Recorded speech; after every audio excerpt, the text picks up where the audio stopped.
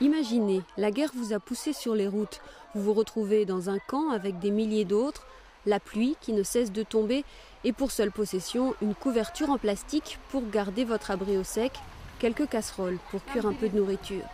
Et puis soudain, des coups de feu, c'est la panique, il faut fuir encore une fois. Lorsque vous revenez, le peu que vous possédiez a été volé par des bandes armées ou par les soldats, parfois ceux-là même qui étaient censés vous protéger.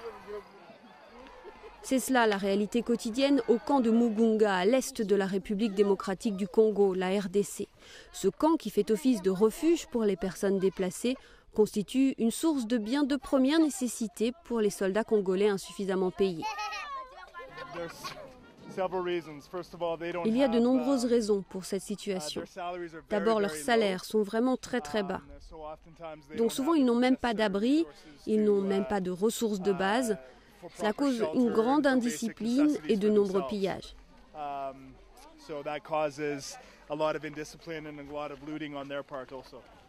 À la demande du gouvernement congolais, l'Union européenne a lancé en 2005 une mission pour soutenir l'intégration, la réforme et la restructuration de l'armée.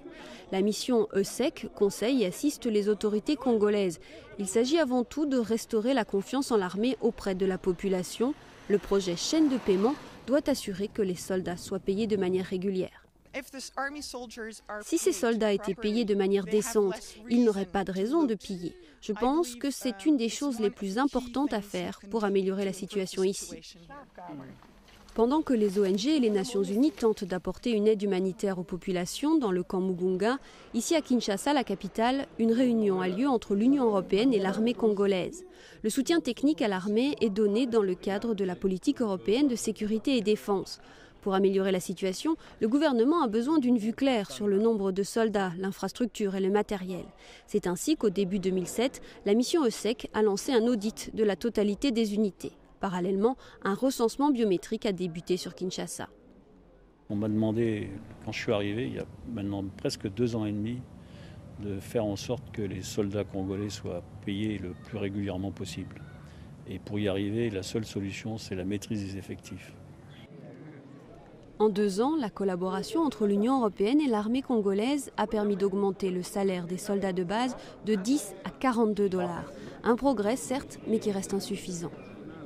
La seule manière sûre de réduire dans un premier temps et puis de supprimer complètement les exactions auxquelles vous faites allusion, c'est de ramener les militaires dans la caserne.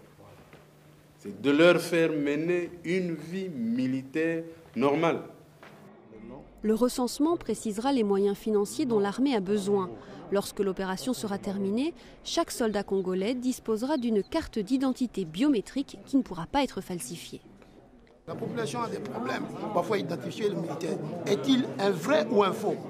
Avec ce document, il y a beaucoup plus de facilité de l'identifier, de savoir si c'est un vrai. Le projet chaîne de paiement met en place des procédures fiables pour le paiement des soldats. Des chefs de bureau comptables font désormais partie des brigades intégrées de l'armée congolaise et des agents payeurs travaillent au sein des bataillons. Les conseillers de la mission EUSEC sont sur le terrain pour assister et suivre les opérations. Notre plan, en fait, c'est la séparation totale de la chaîne de commandement et de la chaîne de financement, la chaîne de finance. Parce qu'on a constaté qu'il y a risque que l'argent n'arrive pas toujours à destination là où il doit arriver. L'audit des infrastructures, le recensement des soldats et la chaîne de paiement sont des projets concrets pour appuyer la réforme de l'armée congolaise. Face à l'immensité de la tâche, ces projets peuvent apparaître comme une goutte dans l'océan, mais la RDC est une jeune démocratie. Il est donc primordial que l'armée dispose d'un système de gestion moderne. Il améliorera entre autres les conditions de vie des soldats. Les travailleurs humanitaires dans l'est du Congo en sont convaincus. Il doit y avoir un investissement massif dans les institutions congolaises afin qu'un jour l'État congolais puisse s'assumer de manière autonome. Le mandat de la mission EUSEC va clairement dans ce sens. Il continuera en 2008.